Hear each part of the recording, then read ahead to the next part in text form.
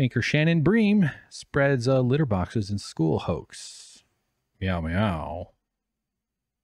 Shannon, this seems, ridiculous is an understatement. She's a professor, she's an author, and it seems that she's influential in that community. How can that be helped? Sorry, look at the chyron.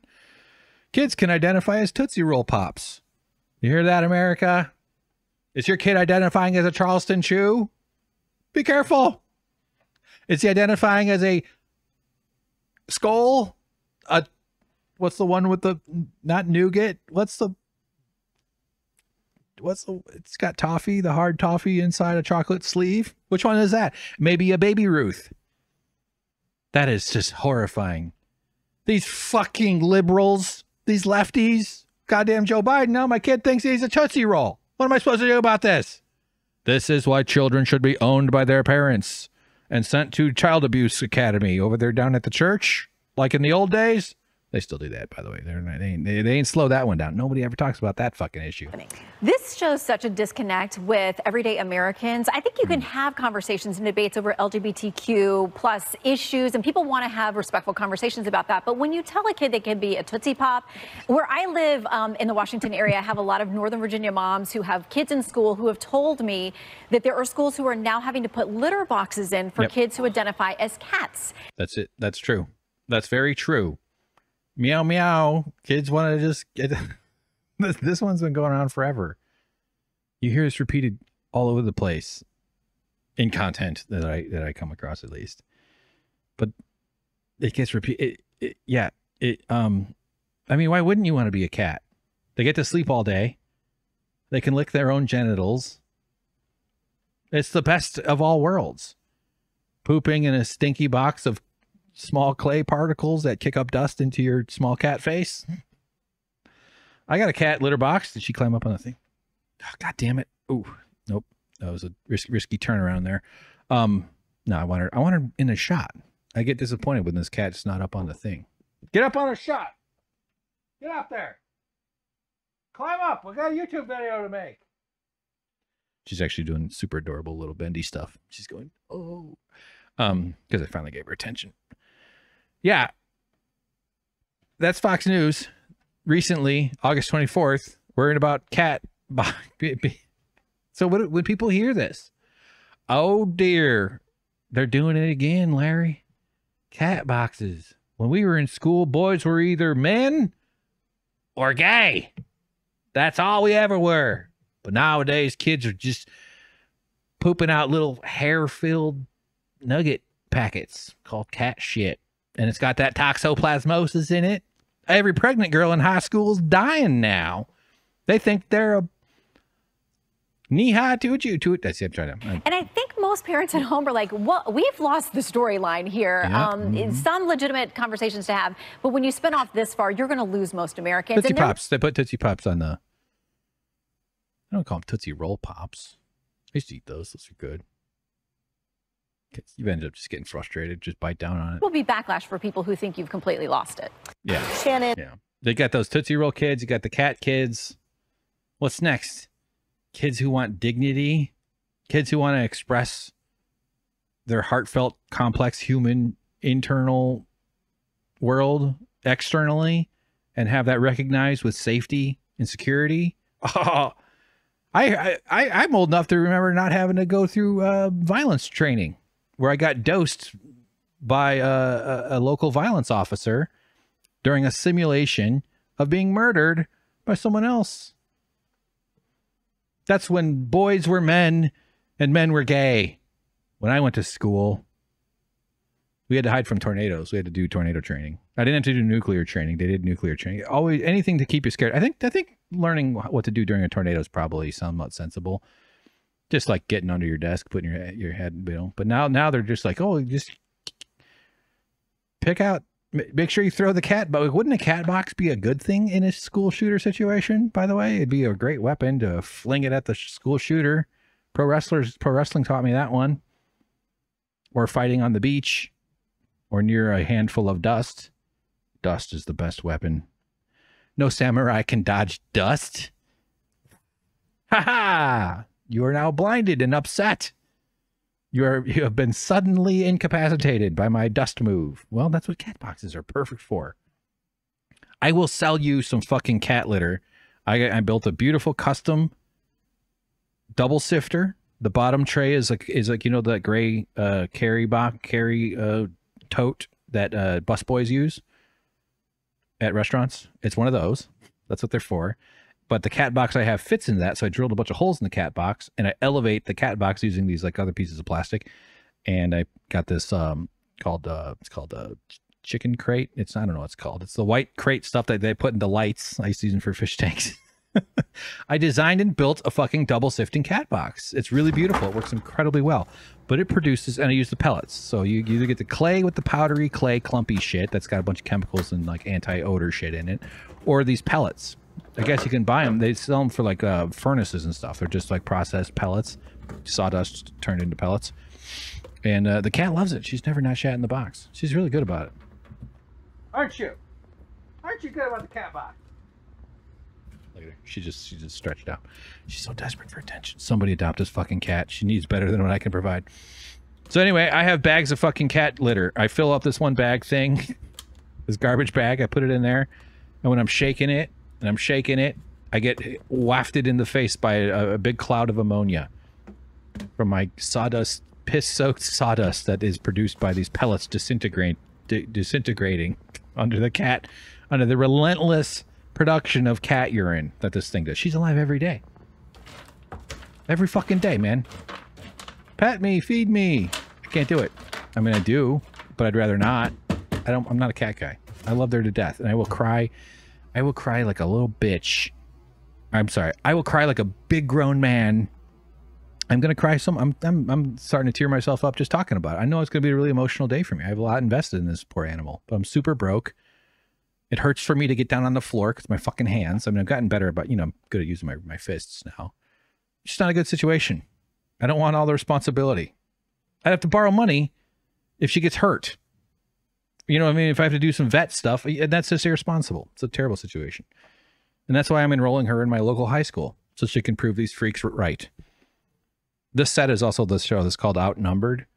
It's one where there's one of the dominant gender, the good gender. And guess what? He's in danger. It's a horror set. It's a premise for every horror film. The core of all horror is isolation. It's being the only one there. And there's no help.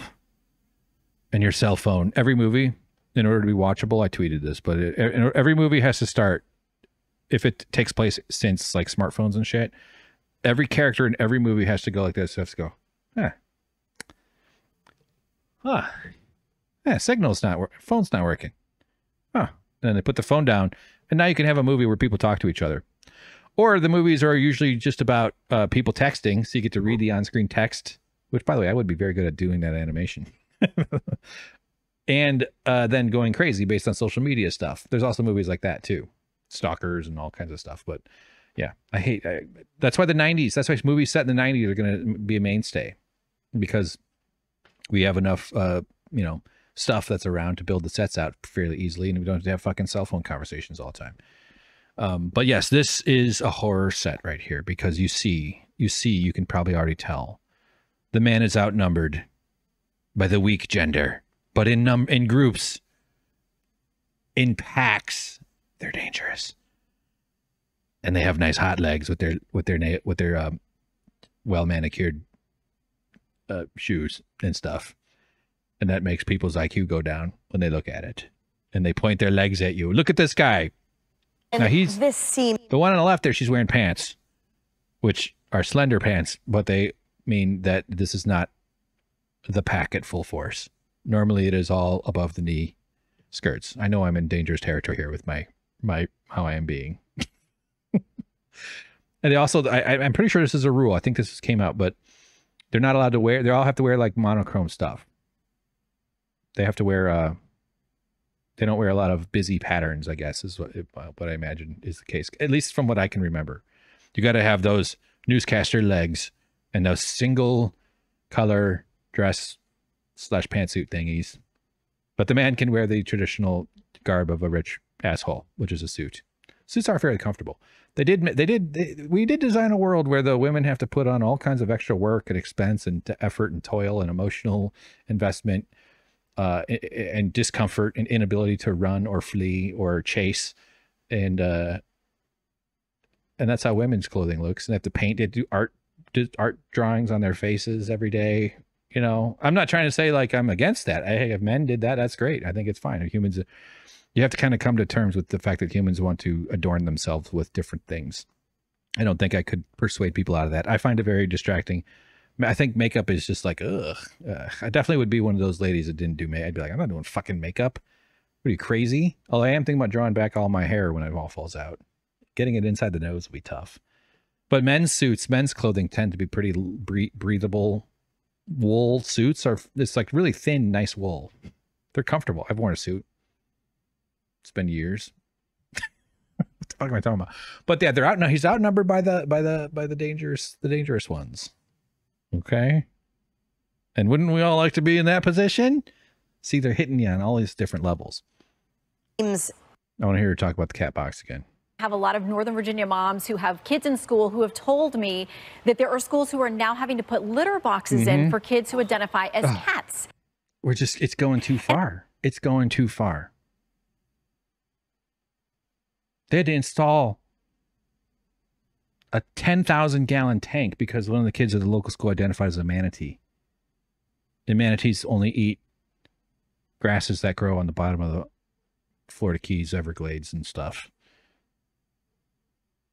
And this child has to ooze out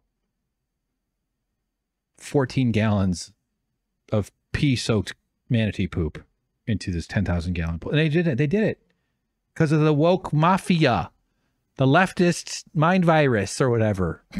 This is such fucking bullshit. Kids can be gender hybrids. Look at that. Look, one of the ways there's so much to think about with the gender stuff.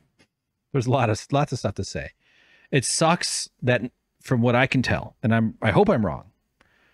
And in some places I'm sure I am, but it really sucks that for so many people, their education on the nuances of gender come from the right, from bad faith sources, from the machine that is being spun up, which is proven to be part of Nazi social control and hopefully not the advanced wave of escalation, which is what it seems to be. Because then they also hear him talking about maybe banning interracial marriage, or maybe making it so that gay people can't get married, or, you know, putting people back in the closet where there's consequences if a teacher is discovered. If they mention that he mentions his husband, that might end up becoming part of a big problem because they talked about what he did over the weekend or something. Like, you know what I'm saying? Like it's not just for trans people. And it's horrifying enough that I mean, that's enough that we should be, you know, rallying to defend people. But one of the ways I think about it too is like so we have all these I was kind of saying this earlier a little bit, but like we have all these old shitty ideas, old notions about what mental illness is. And you can't necessarily say that they were good at any point. Meaning like this is sort of I'm grateful to be alive with my mental issues now than in other eras of time, because I might not have been able to even get as far as I have. I was undiagnosed autistic I'm late identified. I'm late diagnosed. I'm self-diagnosed. I can't afford to get formally diagnosed. I have no doubt at all based on all the reading all the research I've done. But anyway, like we've made progress on mental stuff. We are doing better about that. Inherently, it's a sloppy process. There's no way you could nail it with every single little step forward. There's going to be movement in directions that are perhaps require correction later. I could take lots of different forms. But on a broader notion, though, all these old ideas, the things we're kind of cursed with, the things that we have to still, like the shame that's applied, that we apply to ourselves, all that stuff is sort of just like incredibly effective forms of self-policing in order to benefit those who benefit, so who are at the top, who benefit from the status quo. The shame, the guilt, the Catholic Church. I've never met a person who was a former Catholic or who was grown up Catholic Generally, I mean, some people stick with it. Some people find it totally palatable and they keep it up or whatever. But it's a guilt-based thing. It's a completely guilt. You're guilt-ridden. You're forced to go to these confessions. You know, lots of people talk about their childhoods in Catholic school, Catholic churches where they had to do confessions. Where they felt obligated to make stuff up because they knew that if they didn't, that they would be that would cause, you know, unwelcome attention. So they had to lie because they knew they had to perform guilt. And sometimes they had something they did feel guilty about, but they shouldn't have been made to feel guilty about it. It's just so distorting. It's just, I said that word weird. It warps people. All these ways these societal things are imposed on us, and all these bad ideas from the past, all this stuff that we're burdened with, and that each generation that goes by, it doesn't happen automatically, but it does seem to be happening, is that we one generation to the next can be better. And that's what they're trying to disrupt. That's why they don't like public education. This is what underpins their entire movement against teachers' unions. And because that came up during the debate a bunch. It was like they want to wreck the teachers' unions. One of them said they want to break the back of teachers' unions. Very violent. And I've heard that for a long time. My dad's conservative. I've been around his friends and stuff. I've heard him bitching about the teachers' unions, as if the people who dedicate their lives to educating your children are coming from a bad place and should be scorned. Because what they resent is the notion, it's a little bit multifaceted, but it's the notion that there's a public interest in providing quality education to your children. Now, modern America, our school system is basically designed to be babysitters to train us into being obedient consumers, basically, channeling George Carlin. But also to give parents some place to park their children for the day so that they can go to work. We're not about spending time with our families and our kids. We're about having to go to work because we're compelled to by this crazy system, especially as expenses are going up and up and up and up. They need to squeeze the blood out of the rock as much as they can. So their attack against public school, their animus towards it, is about resenting that children have rights and that children can be, it can expand the notion of their sovereignty over themselves. And to some degree, there is a line there, and that is what's being negotiated. And and it's not being negotiated in good faith. It's being negotiated through bigotry, through the cultural conditioning that they're afraid they're losing, that they are losing, that they should be rightfully losing. But it's not that easy thing to wrap your head around intuitively. One of the major problems with society evolving from the binary, males are this, females are this, strict definitions. A lot of people fall outside those categories. I think of myself as being a fairly masculine presenting person, and I'm not shy. I don't shy away from that. My favorite things are fucking and woodworking. You know what I'm saying? I'm so sad I can't do as much. I can do a little woodworking with my wrist, but God, it's such a loss.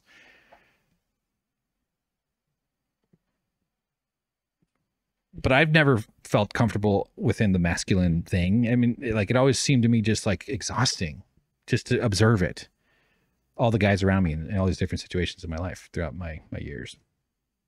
I played cello in 6th grade. Okay. No, I mean, I've been around a lot of douchebags. Okay. I can, maybe not these days, but I can code switch into douchebag pretty easily. I've had some fun with a lot of douchebags.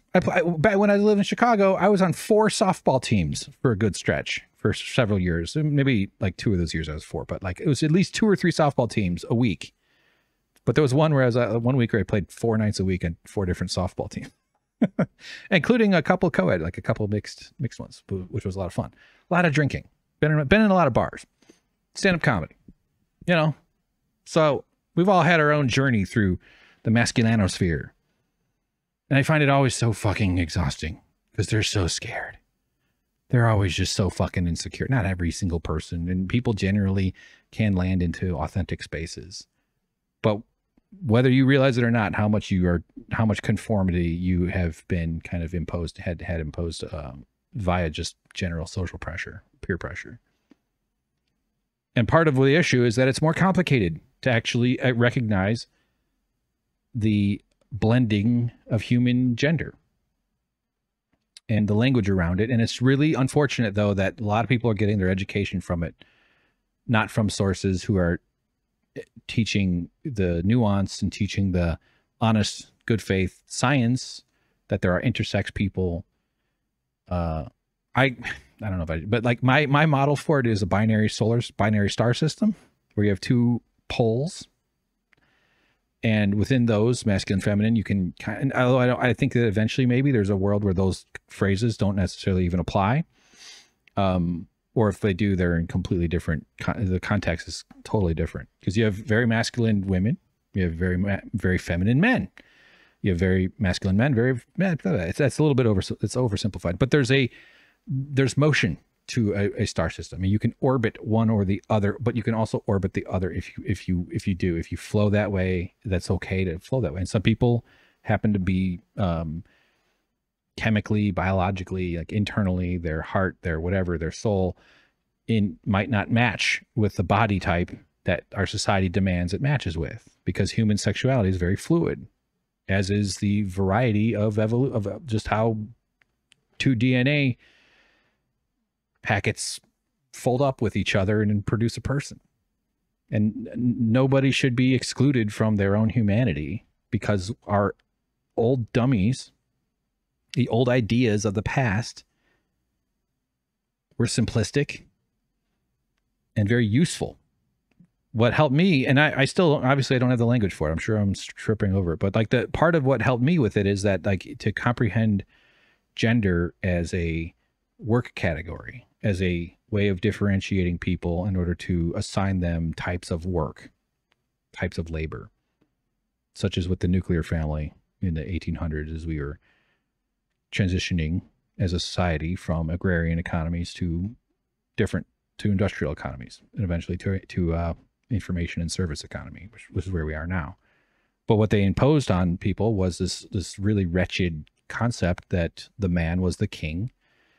I think of that, and then the king had dominion over everything inside his house. You still see remnants of it, obviously. It's still very influential. The castle doctrine, which is where it's like okay to commit violence against people and stuff.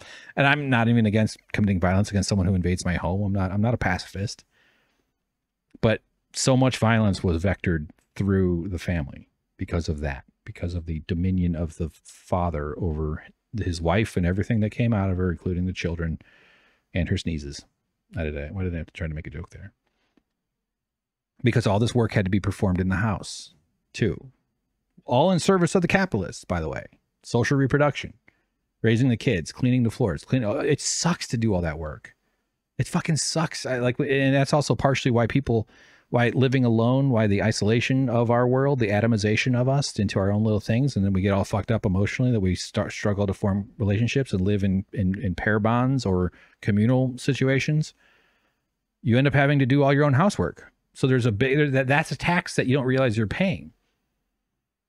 I'm not talking, like, there's a reason they wanted to have control, because it sucks to do all that work. It wasn't, I mean, yes, in some cases, everything is kind of complex and individuated too. So certainly there were definitely, not all male female marriages were exactly what I'm describing. If you were very lucky, you, as a woman, your husband also helped around the house and did stuff too. And we have different things and different skills and all that other stuff. Always goes back to my whole dream of being the house husband for a group of horny witches. Horny. I want 7, but I'll settle for less because I have tons of domestic skills. I love doing domestic shit. I'm not saying I'm a big fan of vacuuming and cleaning, but I can do it. I'm pretty anal about it all. I can fix anything. I'm really good at stuff. I have a cat. But so gender's a work category. It's a way of differentiating some people into groupings so that they can control them through societal stuff. Like the fucking Henry Ford had people that inspected your house to make sure that you were living in accordance with how he wanted a family to be designed. And that guy was a fucking Nazi supporter. So we have this antiquated notion that is desperate for updating. And unfortunately, it's a lot of change very quickly based on how people conceive of the world. And another major problem I keep trying to get to is that it's a little, the truth, the reality, the closer to the truth, meaning like science and biology was always just sort of an attempt to get closer to the truth, and we usually it does work. It is a repeatable thing to end up closer to truth with the scientific method and stuff. Is that it's more complicated, and you're asking a very dumb population of people, particularly people who watch Fox News and get upset about Tootsie Roll children, these people, to accept something that has nuance and complexity. And it also requires patience. That's a big ask, let alone their ability to understand the science or assess, you know, who's operating in good faith in this whole conversation. But another thing that I keep trying to say, this is the first thing I was trying to get to with this, is that why would they have been right?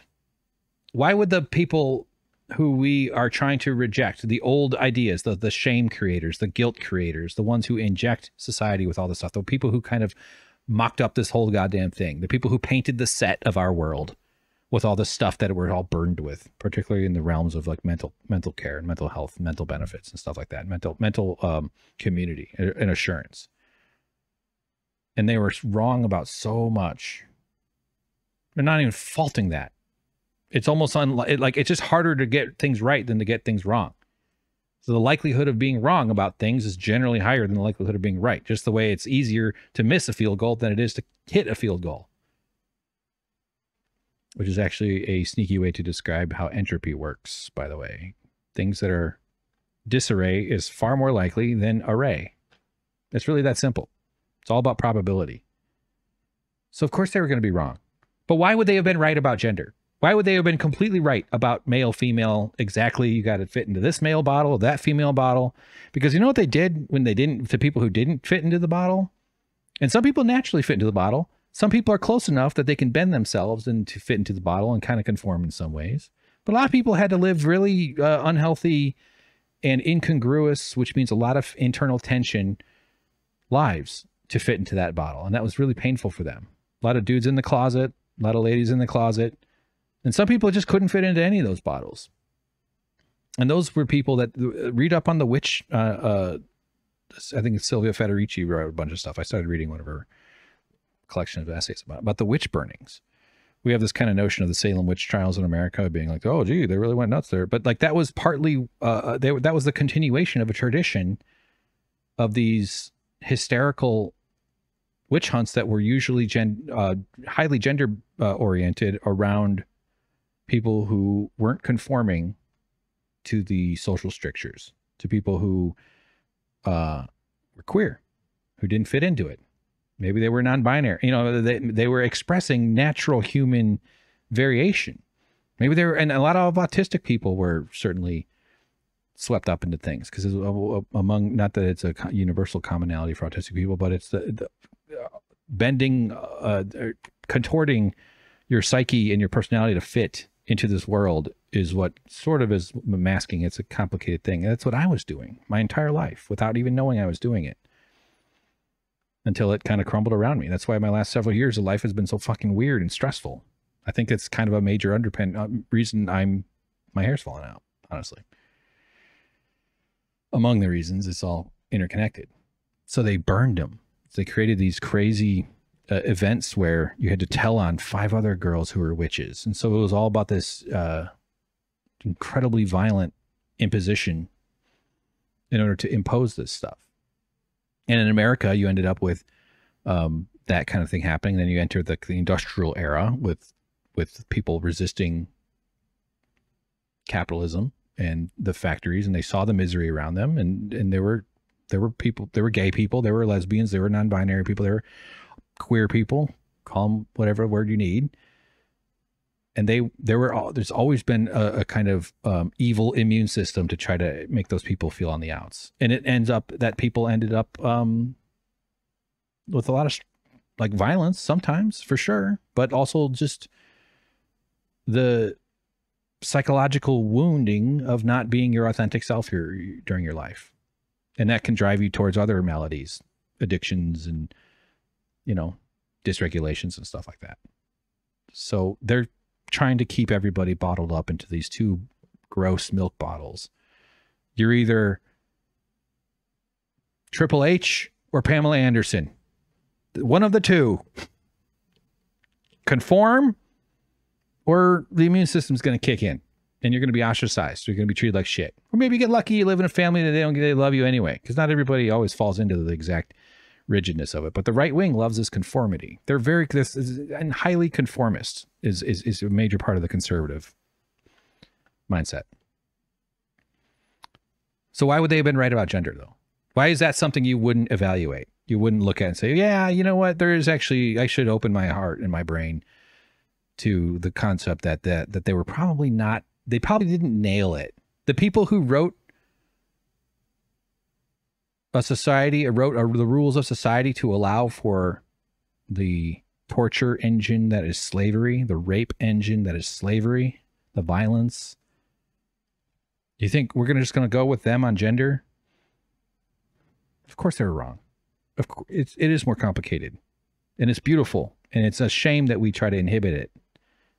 But it's also really unfortunate that for so many people they're getting they're feeling like their world is being perturbed because they don't have as many. This is back to the thing I've been thinking about a ton. Is like this lily pad theory of mine. There's not that many lily pads to stand on. So any threat to what feels ordinary or normal, any little brick that's left on their tiny little lily pad that they have left to stand on, the gun in the closet gives them a sense of security. The fact that Donald Trump is just like them gives them a little bit of sense of security. But it's still not a populated field of options. There's not a lot of lily pads to jump to and that's by design.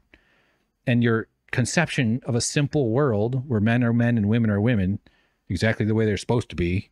Okay, some women can have brown hair. Oh yeah, there's porn stars too. We're gonna treat them a little bit. Oh, by the way, minority, we're gonna offer them different levels of what we consider to be feminine, or what do we consider to be acceptable feminine behavior. Blah blah blah blah blah blah. Human beings are really fucking goofy animals, man. There's super girly dudes. There's super masculine women. There's blah blah blah blah blah blah. It's all just this binary system with flowing energies between them. Yeah. I feel like I was about to hit the landing on that one, but I just totally dropped my huge balls onto the balance beam. Oh, yeah, that would hurt. Okay, all right. Well, fuck. I think I rambled pretty good for this one. Oh, Ron Perlman.